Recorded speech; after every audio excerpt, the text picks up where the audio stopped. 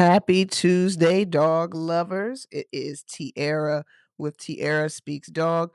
And today I wanted to talk about something that generates a lot of debate in the dog training world aversives. We knew it was going to be aversives.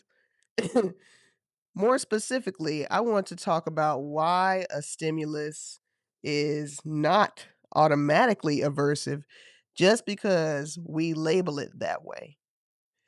Recently, I've been on a mission to improve my working memory, so I downloaded several brain training apps, those ones that are very colorful and have a lot of, cool stuff going on with them. One of those apps is a memory game where 9 squares appear on a screen. And as the game progresses, squares light up in different positions while letters of the alphabet are read aloud.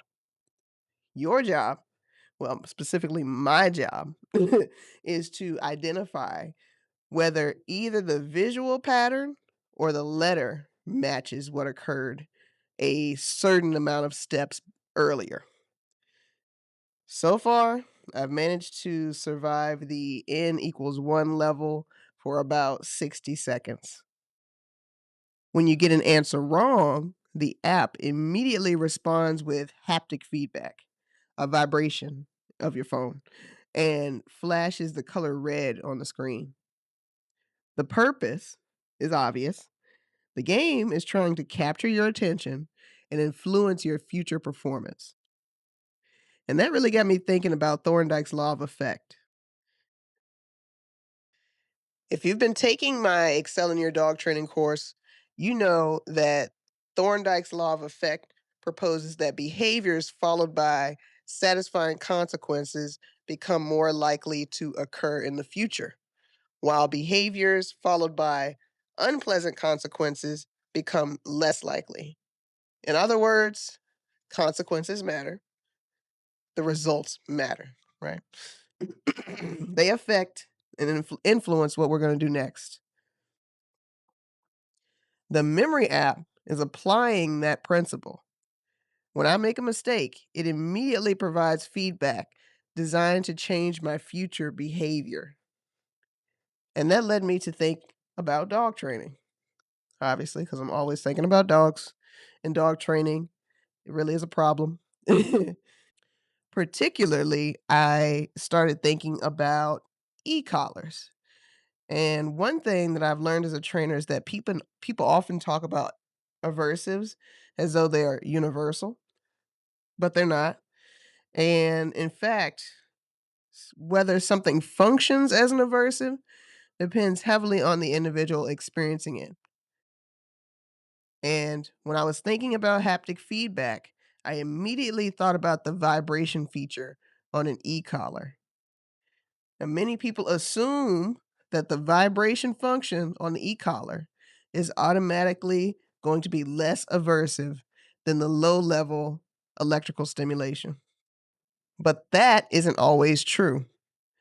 I've worked with dogs that find the vibration far more disruptive than the stimulation. I've also worked with dogs that barely notice the vibration at all. Looking at you, Felicity. The same principle applies outside of dog training. Think about coffee. I'm the type of person I could drink a double espresso and immediately feel focused and energized and ready to go. My mom, on the other hand, could drink that same cup of coffee and be ready to go to take a nap, like just out, done. Caffeine does not affect her in the same way. Somebody else might become anxious, jittery, maybe even a little bit uncomfortable, like they need to, dial 911. The coffee itself isn't inherently pleasant or unpleasant. The effect depends on the individual consuming it. Training stimuli work the same way. A clap, a vibration, a leash pop, a verbal correction, even praise. Different dogs can experience the same event in completely different ways. Shocker, right? No, not really a shocker. Research has shown that many behavioral traits have significant genetic influences in dogs. Studies have even identified inherited differences related to fearfulness, sociability, trainability, inhibitory control, and responses to novel environments. Researchers have even found that inhibitory control, remember from the last episode, we were talking about inhibitory control, which is the ability to resist impulses and make thoughtful decisions, appears to be highly heritable across breeds.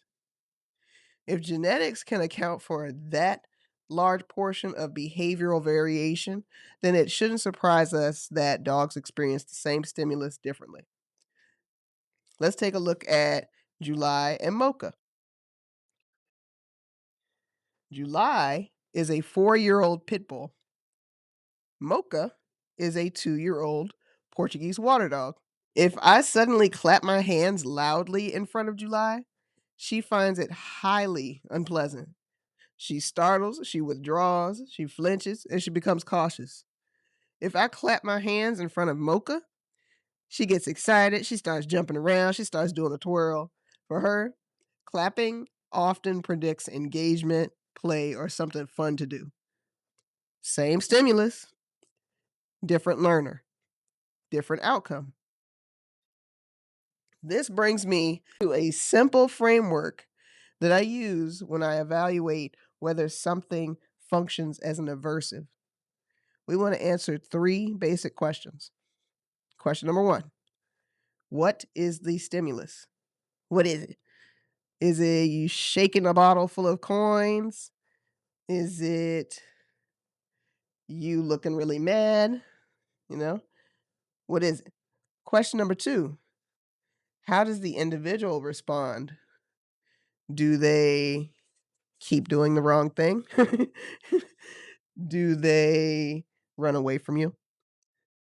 Question number 3: does the behavior increase, decrease, or change?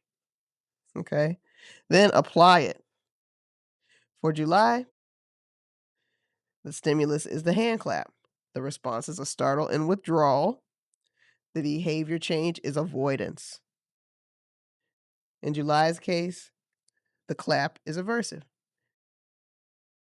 For Mocha, the stimulus is still a hand clap. The response is excitement. The behavior change is engagement. She becomes engaged with the handler. For Mocha, the clap functions more like a predictor of play. The lesson here is simple. A stimulus is not defined by what the trainer intends. It is defined by how the learner experiences it. As trainers, it is our job not to assume. Our job is to observe. Because the dog in front of us is always the final authority on what is rewarding, what is aversive, and what is meaningful to them. And the better we become at reading those responses, the better teachers we become. And yes, you, pet parent, who is not a licensed dog trainer, you are still a dog trainer. Thanks for listening, and I'll see you next time.